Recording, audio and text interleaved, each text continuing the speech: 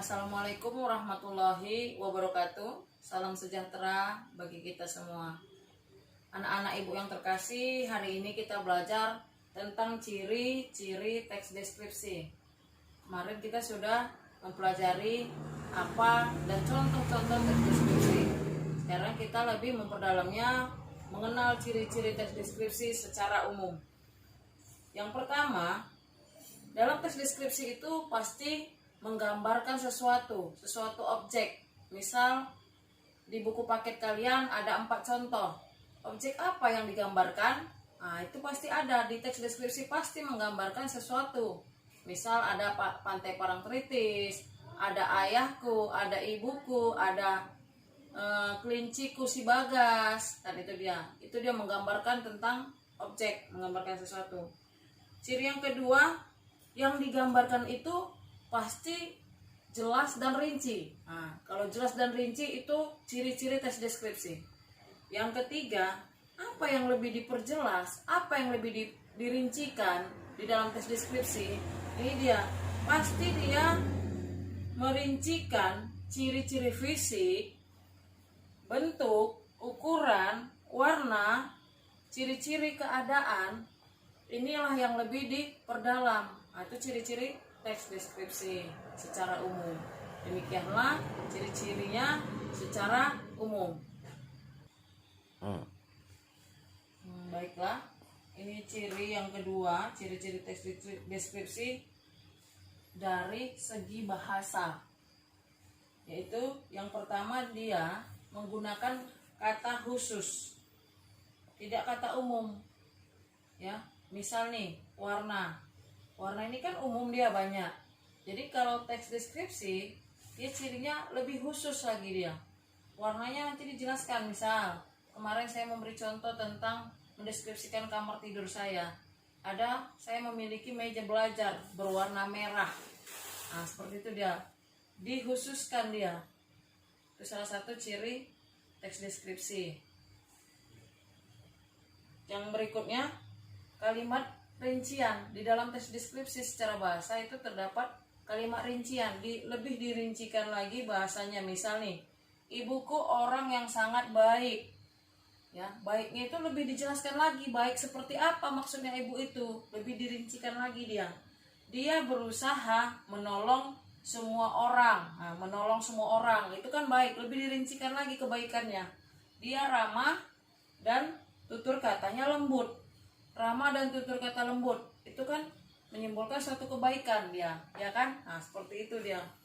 Berikutnya, di dalam teks deskripsi menggunakan kata sinonim. Kata sinonim itu digunakan agar lebih dalam lagi merasakan, lebih emosional lagi pembaca untuk merasakan hal yang dibacanya. Misal, indah. Ada kata yang lebih dalam lagi artinya daripada indah. Misal, pantai itu indah, seperti itu. Dia dalam teks deskripsi gimana supaya lebih tertarik si pembaca. Misal, pantai itu sungguh menakjubkan, seperti itu. Indah sama menakjubkan kan sinonim tuh ya, tapi lebih wow lagi menggunakan kata menakjubkan daripada indah. Nah, jadi dia bisa sinonimnya elok, permai, molek, mengagumkan, memukau, menakjubkan, seperti itu dia. Berikutnya, dia menggunakan majas.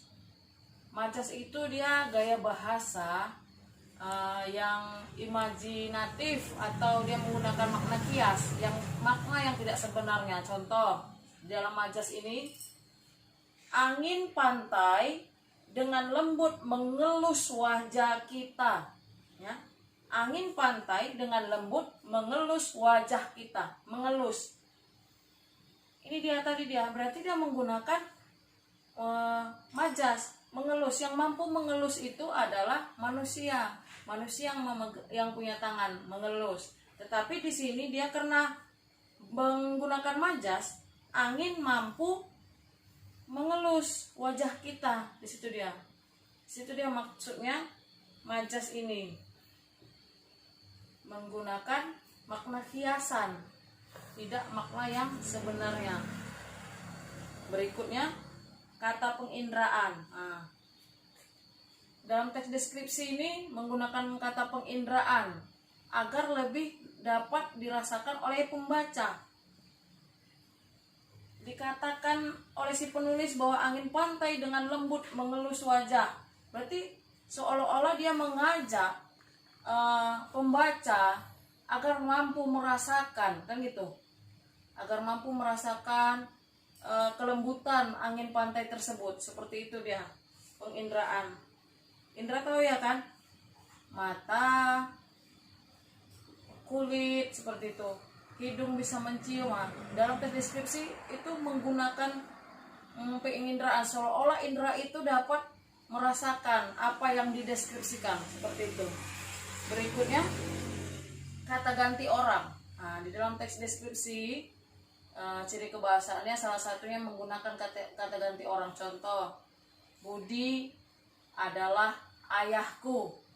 Dia adalah seorang yang baik hati. Nah, ayahku, ku di situ adalah pengganti saya, itu kata ganti orang. Misalnya Budi adalah, saya kan Siska, Budi adalah ayah Siska. Nah, Siska itu bisa dirubah, Budi adalah ayahku.